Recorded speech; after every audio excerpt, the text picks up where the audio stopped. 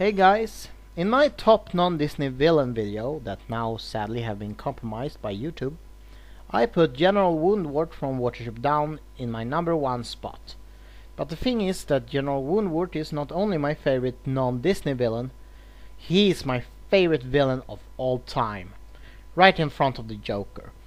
And since we are still in Villain Month, I think it's time to tell you all why he is the greatest villain of all time, in my opinion.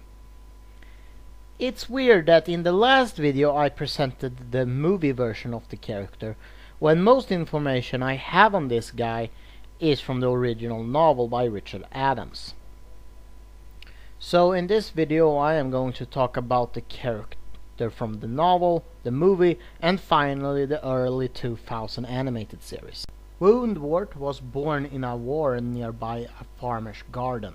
When the farmer got tired of Woundwort's parents damaging his crops, he smoked out the rabbits and shot the entire family except for Woundwort and his mother. The same night his mother was killed by a weasel. The following morning Woundwort was found by a teacher that took him home and kept him in a cage where he was constantly threatened by the family cat. During this time Woundwort was fed fresh food, making him grow larger and stronger, and his daily fights with the cat gave him the fighting skills that he would later use in life. When he was fully grown, he had become as big as a hare. He managed to hurt the cat and escape the house. In the wild, he fought his way through rats, weasels, ferrets, and cats until he found the Ephrafa warren, that he quickly took command over. Enjoying his newfound power, General Woundwort decided to conquer nearby rabbit colonies that he took back to Ephrafa. He also created a council of old males to rule Ephrafa while he went on his conquests. The Ephrafa warren was divided into castes. Top ranked was the general, of course, and the consul. Second was the Ausla, that worked as both the military and the police in the warren. Then there was the females that had no works and no rights and simply was there to make litters. And at the bottom were the slaves that dug the new burrows and collected food for the higher in rank. All after the colony grew, Woundwort found new ways to organize his warren. He gave each rabbit a scar, and depending on the scar's position and form, a rabbit would be allowed to be outside his burrow during a specific time of the day. The rules were very strictly enforced. After a while, the Ephrafa females stopped producing litters because of overpopulation. One female named Heisenley proposed to start a new warren, but since it would require the general to give up some of his power, he refused. Heisenley did try to escape with other females, but they were always recaptured by the Ausla. General Woundwort also found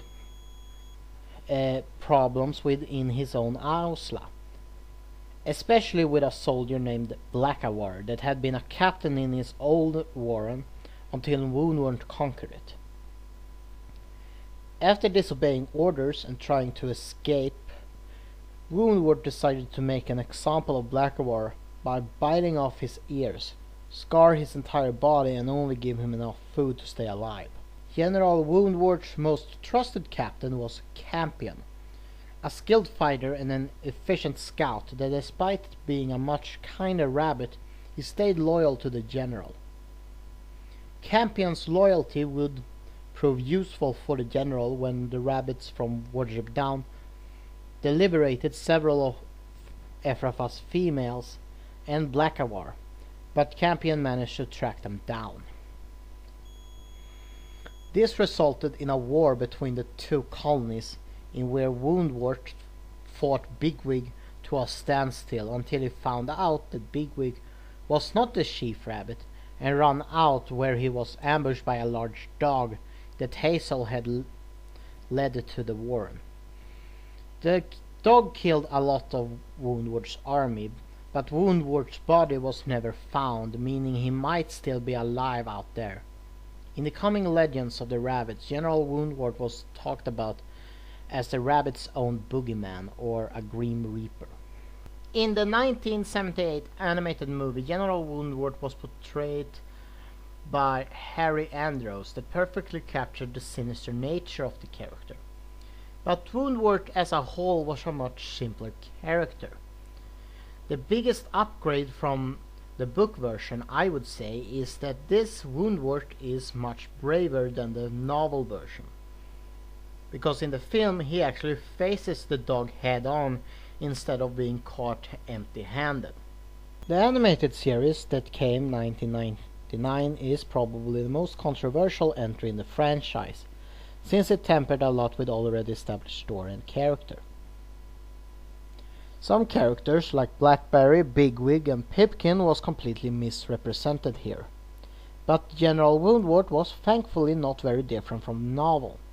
The show managed not only to tell Woundwort's backstory, but also present an interesting take on what would he do if he actually did survive after losing control of Ephrafa, and it was handled in a very smart way.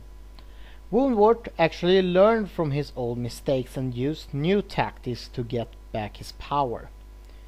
Strangely, he was voiced by John Hurt in this version, the same person that voiced Hazel in the movie. So technically John Hurt is fighting himself in this show. You might find it odd that I put a rabbit over such iconic characters like Lex Luthor and the Joker, but the reason he is my favorite villain is his capacity for cruelty. And in the novel version he is almost emotionless, only acting on whatever logic will give him more power. Until the very end, when he starts to fear the rabbits of Woundwort Down. His childhood trauma also makes him somewhat sympathetic, but there is no bullshit with this guy. He is just as evil and ruthless as he makes himself out to be. And that's why he is my number one villain of all time.